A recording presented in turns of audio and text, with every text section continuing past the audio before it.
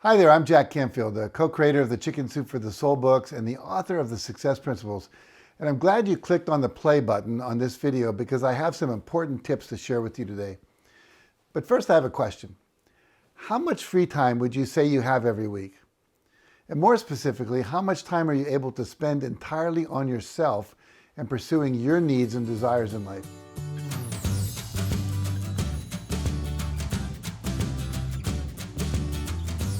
Well, if you're like most people, chances are your answer is not nearly enough. Or maybe you're thinking, spend time on myself? How selfish and indulgent. If I want to be a good person, I should be focused on helping others, not myself. But the truth is, focusing on yourself and taking care of your wants and needs isn't selfish or indulgent at all. You've probably heard the phrase, you can't pour from an empty cup. So if you want to be truly helpful to others, you have to make sure you replenish your well first so you eventually have the energy to devote to others.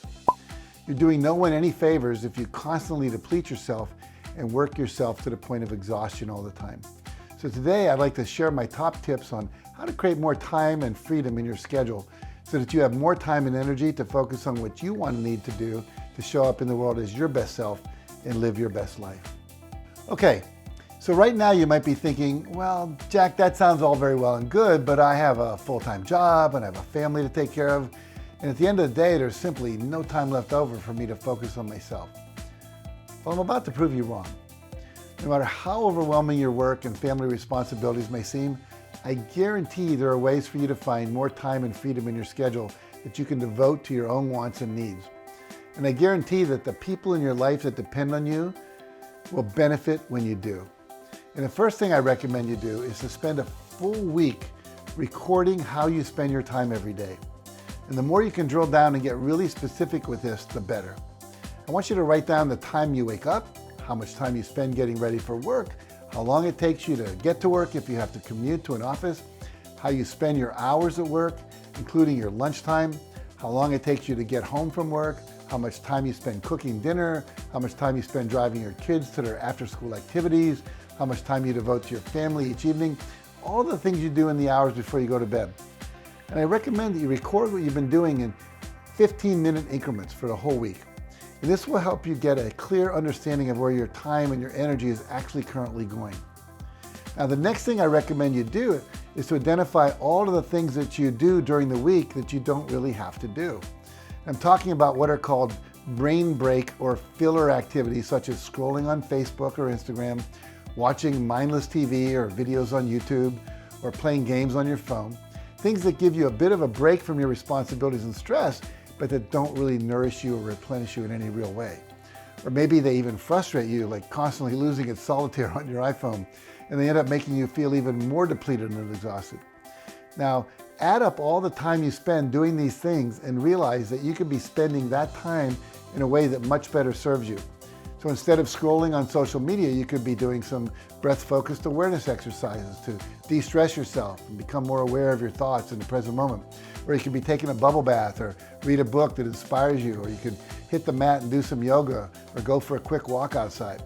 So instead of watching mindless TV programs, you could spend that time watching educational videos or learning a new skill. Or you could use it to join a friend for coffee or do a Zoom call with someone that you haven't connected with in a while. Or you could even do something really crazy like go to bed earlier and get more sleep. So once you've identified all of the time you spend on activities that don't really serve you or nourish you in any way, and have identified some of the ways to spend that time on activities that replenish your energy and create a more positive outlook on life and help you become a better person, the next thing I'd like you to do is to identify all of the tasks you currently spend time on that you could either delegate to someone else or you could give up doing altogether. For example, let's say you spend 20 minutes making lunch for your kids every day. Maybe it's time to teach them how to make their own lunches. Doing so will not only liberate some valuable time for you every morning or the night before, will also teach your kids independence and a valuable life skill. Or if you spend hours every week driving your kids to their after-school events, you could maybe cut that time in half by carpooling with another family and sharing the driving duties. Or if you usually spend an hour every afternoon shopping for dinner and then getting the evening meal ready for the family, maybe it's time to ask your partner or your kids to help with the cooking chores.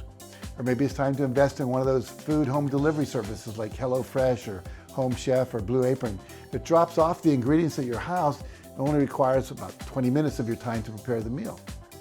And finally, I encourage you to identify all the tasks and time sucks that you can give up altogether.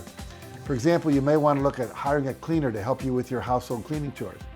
Now, doing so doesn't mean you're lazy or not a good homemaker. It just means that you know your time would be better spent on things that are more important to you.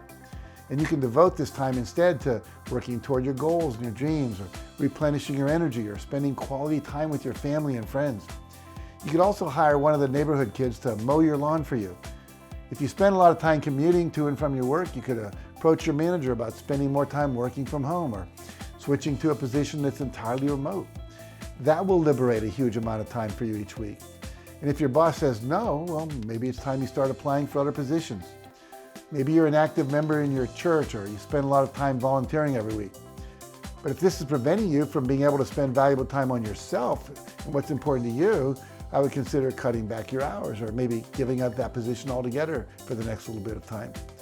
You see, there's a season for everything. And if you're feeling depleted and unable to focus on your dreams, now's the season to focus on what's best for you. And finally, I encourage you to cut yourself some slack. I think everybody is feeling a bit burnt out from everything that's been happening in the world for the past couple of years. So you might find that you don't have as much energy as you normally would, which is why juggling your full-time job and your family feels like it's draining you of all your available energy. It's perfectly normal to feel this way. But that's also why it's so important for you to look at your schedule and identify ways to liberate yourself from all of the tasks and time and energy expenditures that are preventing you from being able to give yourself what you need to truly thrive. Because once you start giving yourself what you need, you will be more effective and more impactful in the world, and you will ultimately do a much better job of supporting others and also giving them what they need to thrive. All right, that's it for today. Thanks for watching. And now what I'd love you to do is take a moment to identify one action you're willing to commit to taking to liberate some time in your schedule, and then share that action in the comments below. And by stating your intention publicly, you're going to give it more power. And if you found this video helpful, please make sure you like it, share it with a friend who may need it, and subscribe to this channel for more videos like this one. And for some additional tools and videos on how to create more freedom and happiness in your life, be sure to check out the resources page on my website at JackCanfield.com. You'll find there's a lot of great free resources there. So thanks again for watching, and have a great day.